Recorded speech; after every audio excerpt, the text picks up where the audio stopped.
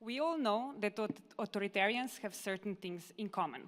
They undermine institutions, they attack the rule of law, they attack the media, but that's not the whole story, because it's not only about what they do, it's about how they do it. Let's look into some of the examples. Let's take Bukele in El Salvador. He uses social listening obsessively. Every tweet, every comment, every video is being analyzed. He studies how people react. He adjusts in real time, so he makes citizens feel heard, even though their freedoms are actually quietly eroding. Or look at Hungary, where the government is literally printing propaganda on electricity bills, stating there, your bills are lower because of us. Never mind that the salaries are one of the lowest at the European Union. Here, it's not about the truth, it's about who's owning the narrative. Or India, where Modi has mastered the art of scale. He has a whole army of influencers, entire video games that are made to glorify his image. He combines emotional appeal with technology, with the algorithms that are also working on his behalf. So what do all these examples tell us? That authoritarians are not winning only through repression, but through communication, through speed, through emotional connection, and through inclusion of unexpected allies. They are investing, they are innovating, and mostly they are connecting between the borders, they are coordinating between the borders. They are disciplined and they are efficient. And we cannot afford to play catch-up endlessly. We have to outpace them. But there's the good news. We can learn too. And this is where we at the Democracy Hub started to ask ourselves, started to ask people on the ground, when democracy actually wins, when citizens successfully defend their freedoms, what do they do differently? So what we did is that we spoke with hundreds of democracy defenders across the whole world, and their replies, their answers gave us hope, because we noticed that throughout different contexts, different countries, different continents, the victories have certain things in common. And that is why we created the Anti-Authoritarian Toolkit. It's a toolkit that's not a theory. It's full of practical skills that were made from hundreds of examples across the whole world that were already tested under the pressure. And the goal is to equip the democracy defenders with the strategies that they can use concretely tomorrow. In our 10-volume series, we speak about different strategies, growing from go out and vote campaigning, narrative building, digital organizing, etc. And here are just a couple of main headlines.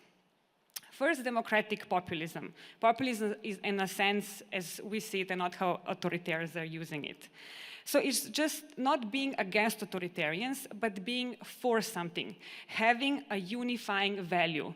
For example, I'm from Slovenia, and we made a campaign around water, protection of water sources. So talking about the common good around which everyone can rally around. In Brazil, it was social policies that touched everyday lives. So the lesson is to not just resist, but to inspire. Not just fight against, but stand for. Second is breaking the bubble. Too often, democracy work is elitist, let's admit. It speaks to the same people in the same rooms. But real victories happen when the new voices enter the room. In France, for example, our friend Perrine Bon organized a big network of influencers.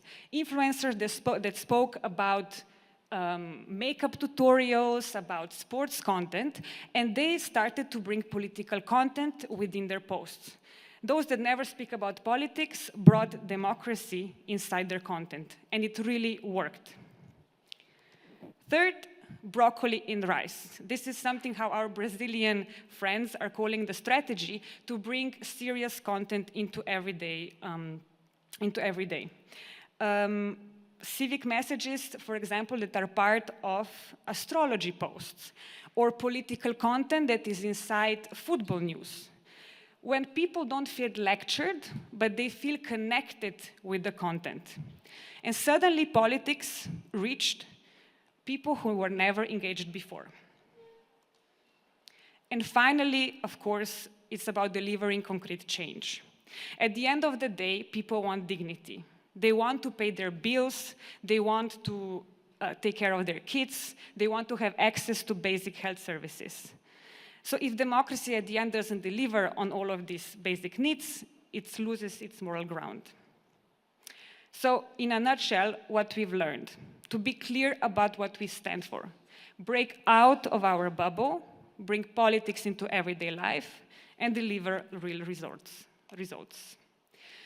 Because democracy, it's not a debate in a seminar room, although these type of events are also important.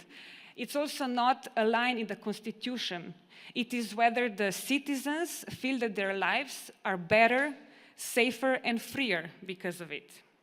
And when we build politics that is inclusive, that is also joyful, and that is concrete, we can change the direction of the world. Because people, deep down, are not divided as we think. They want dignity, they want security, and they want hope. And if we can offer that clearly, proudly, and together, then democracy can not only survive, but it can thrive. And we know that darkness can feel overwhelming, specifically in this period of time. But we should not forget that every glimpse of light matters. Every small hope matters, because when enough of these small lights come together, they can create a dawn. Thank you.